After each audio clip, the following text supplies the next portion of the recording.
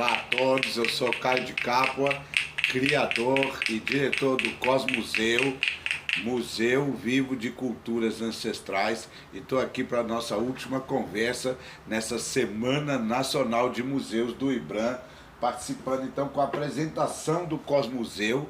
Eu aproveitei esse momento para fazer o início oficial do Cosmuseu. Quem já viu os 2 primeiros vídeos, ele já está em atuação desde 2016, que eu comecei a fazer apresentações de acervo indígena nas escolas. Depois ele acabou virando o Cosmuseu, e já é o 3º ano que eu venho experimentando como professor de artes essa atividade, né, de trazer o museu para dentro da sala. Então é o meu laboratório e eu vou apresentar para vocês um pouquinho hoje. Para quem está gostando, eu estou preparando um curso que vai ser gratuito dessa introdução, essa iniciação ao uso do museu em sala de aula. Então você que é professor, professora, educador, pedagogo, coordenador, diretor, fica de olho aí, porque vai sair um curso inédito no Brasil, sensacional, que é uma coisa que precisa acontecer com urgência. E o nosso tema de hoje, né, conforme o tema da nossa Semana de Museus do IBRAM, que é educação e pesquisa, é exatamente o que estão fazendo, o que estamos fazendo, construindo o Cosmuseu. Se tem um tema mais apropriado do que esse, não creio que exista. Então a temática de hoje é exatamente a última fala, o museu na escola, a história do museu escolar e como é que eu tenho feito para aprimorar. Vocês vão conhecer as fantásticas caixas de memória, uma ideia que eu elaborei para trazer mais atenção, mais intensidade, mais curiosidade para os alunos. Mas eu vou começar falando sobre os livros que serviram e servem de referência. Vou começar por esse aqui, Edgar Morin, o grande sociólogo francês, os 7 saberes necessários à educação do futuro. Mas eu tomei a liberdade de mudar o título do livro, A Educação do Presente, porque esse livro saiu no ano 2000, até para marcar a virada, né, do milênio, do século, e nós estamos em 2024, quase 2025, um quarto do século, e praticamente esse livro não caiu nas graças. Deveria, um livro da Unesco, né, uma das maiores autoridades, e eu ouso dizer que se a gente tivesse só esse livro, só esse, nas faculdades de educação, ele seria suficiente para mudar o que a gente precisa. Porque, como eu falei no vídeo anterior, a crise não perdoa, né? A gente saiu de uma pandemia, a gente está no meio de várias guerras, doenças mentais, doenças físicas, a crise climática que está assolando o planeta, o Brasil, nesse exato momento, no Rio Grande do Sul. Então esse livro precisaria ser lido, um livro pequeno, mas de uma densidade e de uma beleza na concepção de um novo modelo de educação. Porque ele está todo pautado na mudança de paradigma, né? A gente saiu do paradigma mecanicista do René Descartes e entramos no paradigma sistêmico. Então esse aqui seria o livro base para todo educador conseguir fazer a mudança. Eu creio que a dificuldade, uma delas é exatamente encontrar o como fazer. Então, alguns anos atrás, falando em pesquisa, eu consegui encontrar essa coleção de 3 livros aqui, que é fantástica, tá? Olha só, Educação Global, e eu coloquei aqui um já. Né? O primeiro, então, fala o aprendizado global. E ele já é praticamente um livro adaptado do Edgar Morin para a sala de aula. Então, o primeiro é o que é o aprendizado global, que tem a ver com os 7 saberes que o Edgar Morin fala. O segundo livro, então, é o Professor Global, o Currículo Global. Então, primeiro ele vai dar, né, o que é o aprendizado global e depois qual é o papel do professor e do currículo. E o terceiro é a sala de aula global.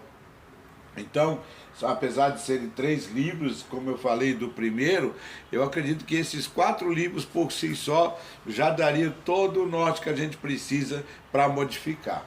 Então é interessante porque quando eu comecei a criar o Cosmuseu, que começou em 2016 como uma exposição itinerante, eu já vinha trabalhando o projeto de educação sistêmica, que é esse que eu vou mostrar para vocês, né? O nome dele é UNI. Então eu tinha bolado junto com o Cosmuseu o UNI Educação Sistêmica, né? Que aqui é o título, é a Educação do Novo Mundo. E agora todo mundo está vendo com essa última crise que não tem como dar. Até as cidades já estão vendo que não vai dar nem para construir no mesmo lugar. Tudo tem que ser revisto e já deveria ter sido revisto, né?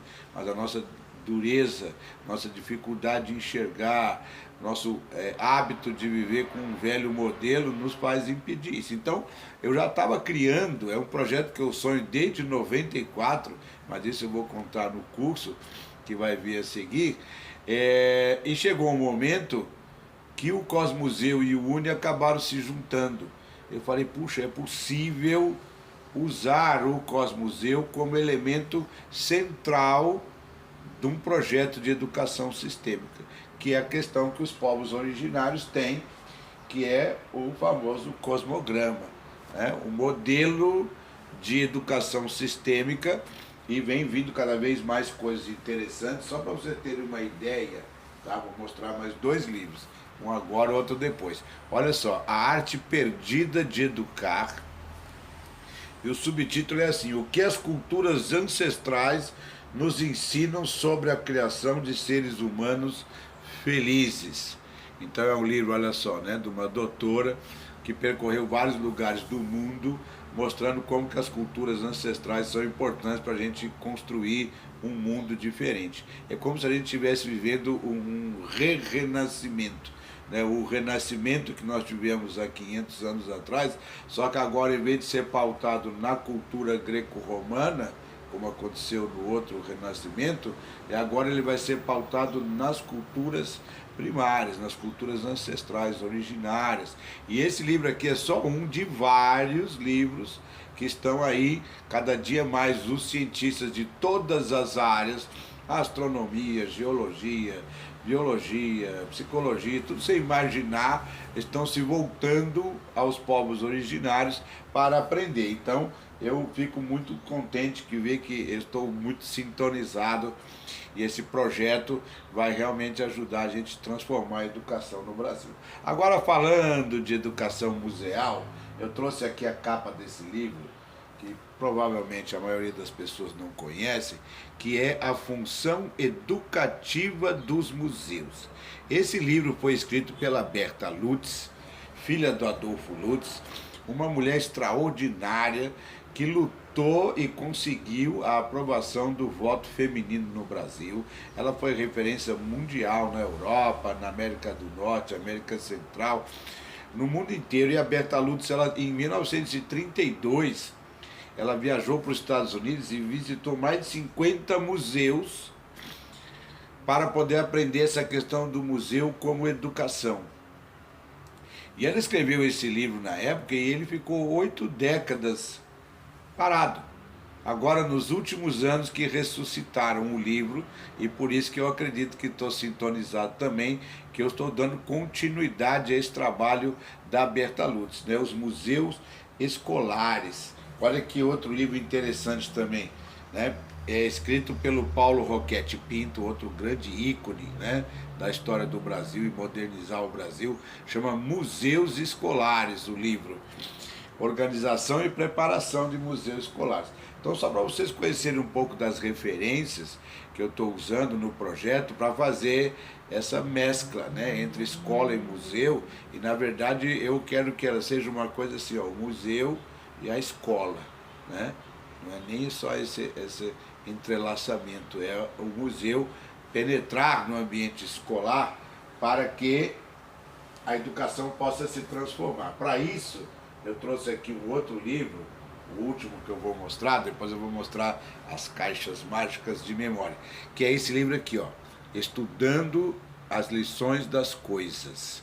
Esse livro foi traduzido para o português pelo Rui Barbosa também, lá naquela época de 1900 e alguma coisa, e foi relançado agora pela Vera Teresa Valdemarim, e fala exatamente sobre isso, né? Esse período de rever a educação, Imagina, naquela época, 100 anos atrás, já se previa que essa educação bancária, essa educação estilo fordista, né?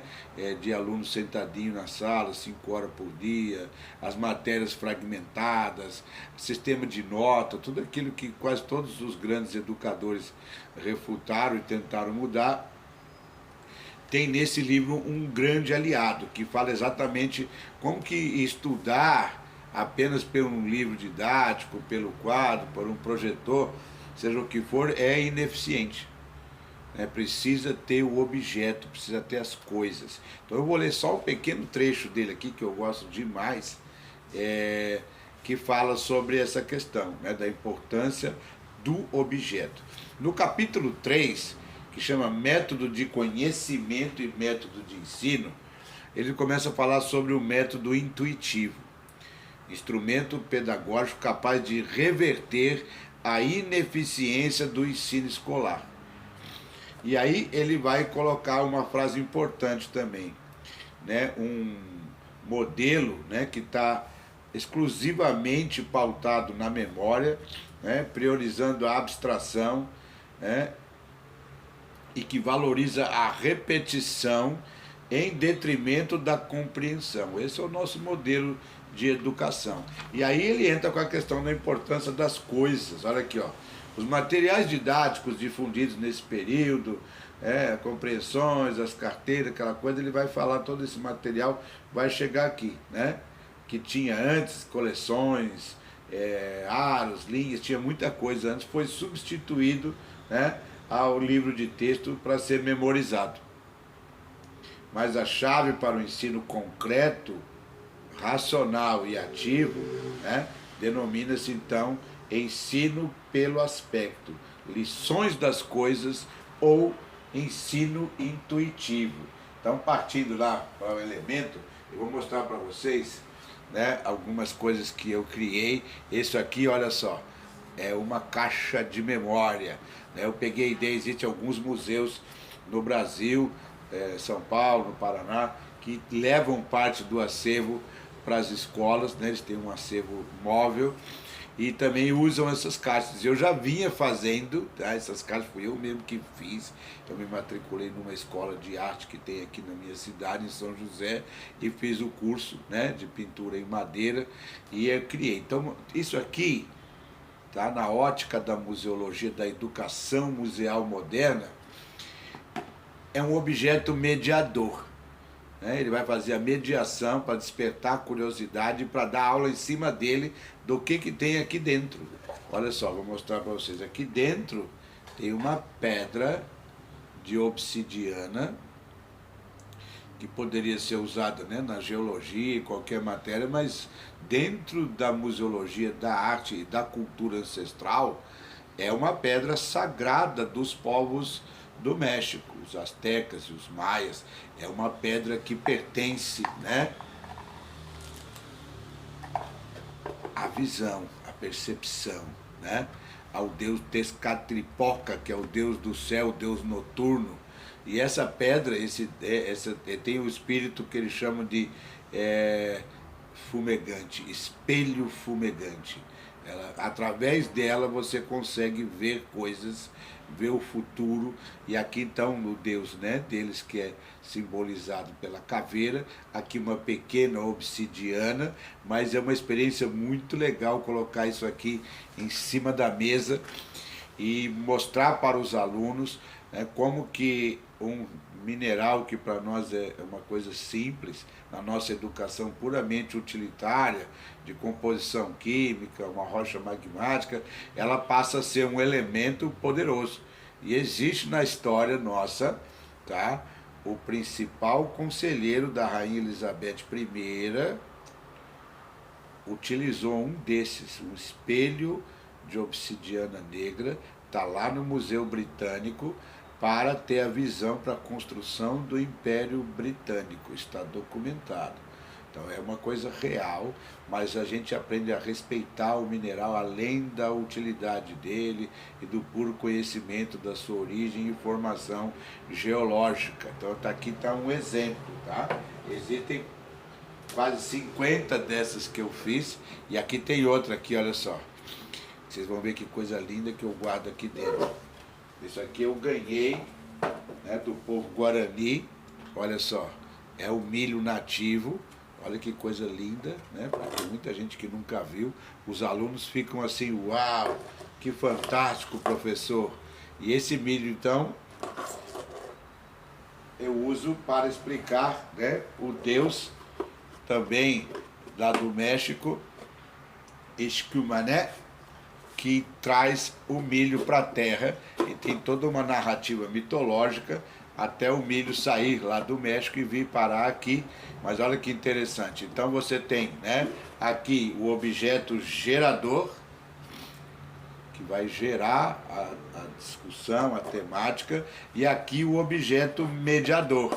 Ele já vai dar a tônica daquilo que a gente vai trabalhar. A questão mitológica, que aí a mitologia em si vale um curso inteiro. Tá? Me levaram, acho que, sei lá, 12 anos para eu começar a entender como que a mitologia explica o mundo de uma forma muito mais profunda do que a nossa ciência contemporânea. E isso vai ficar para outro momento. Espero que vocês tenham gostado. Essa é uma amostra do Cosmuseu e vamos estar na luta para modificar a educação no país, a educação escolar, a educação museal. Pode contar comigo. Obrigado e até a próxima.